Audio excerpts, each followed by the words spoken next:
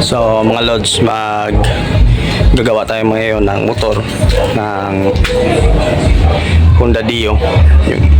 Hindi natin natapos. So hindi ko na napakita sa ating vlog, or hindi ko na napakita yung pagbaklas natin ng kanyang ng kanyang body kit kasi nakalimutan ko na i-video. So ngayon papakita ko sa inyo at magpapaturo ako sa inyo kung paano gagawin ang Honda Dio.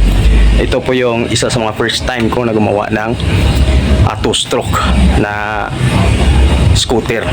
So abangan nyo mga idol.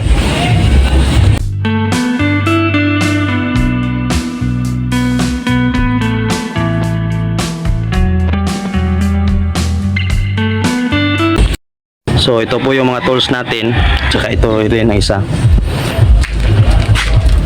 So buti at may mga tools tayo na para gagawin. At ito po yung gagawin natin.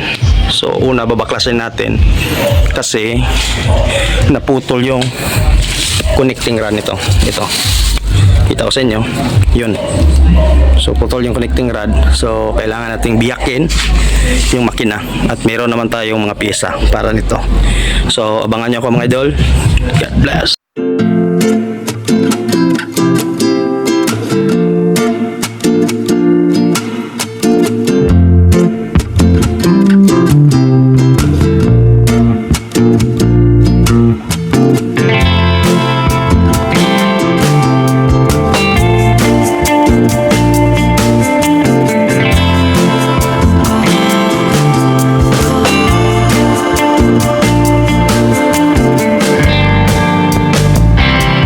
Ito na po yung kalagayan niya.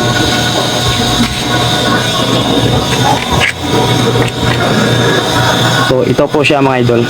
So kailangan nating baklasin to, no? So abang-abang kayo mga lods. I-correct nyo din ako kung saan ako nagkamali.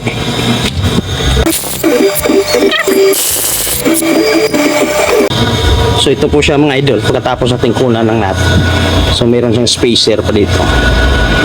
So kailangan naka-video tayo para hindi tayo mawala. Ito. Yung hindi ko alam kung anong tawag nito. Basta gumagawa lang mga. Sinsya na kayo.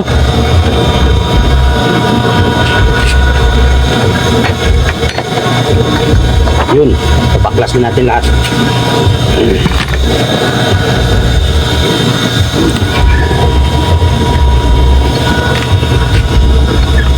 So sira na po yung hula.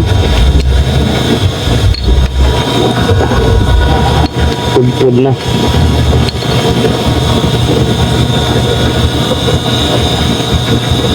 Ito ang tigas. Oh, tagal din. Okay. So ito ay ito pa. So dito to eh. So kailangan ingatan natin to na hindi mawala.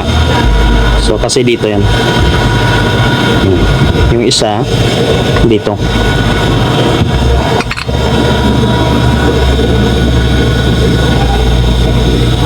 Na? Kunin natin to dahil baka masira or mabasag.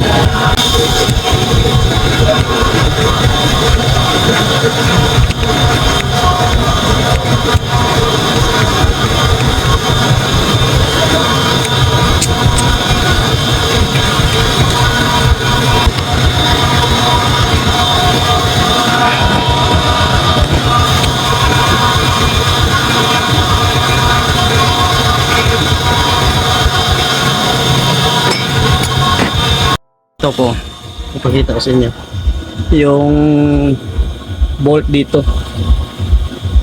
Ito yung bolt. So nilagyan ko muna ng penetrating oil para mape-penetrate niya yung yung bolt para hindi naman masira. So ayan na po yung kalagayan niya. So ilaglagan lang natin yung yung engine bolt niya.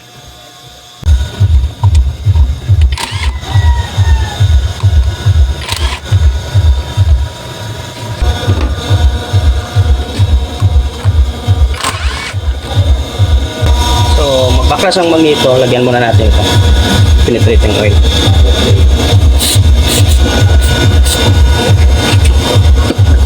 Ito yung ginagamit natin na puller.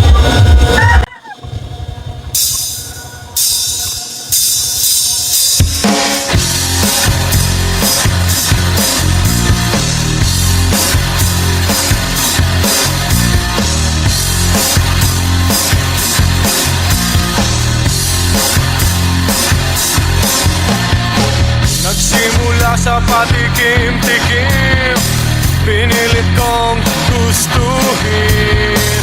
Bisyo'y nagsimula.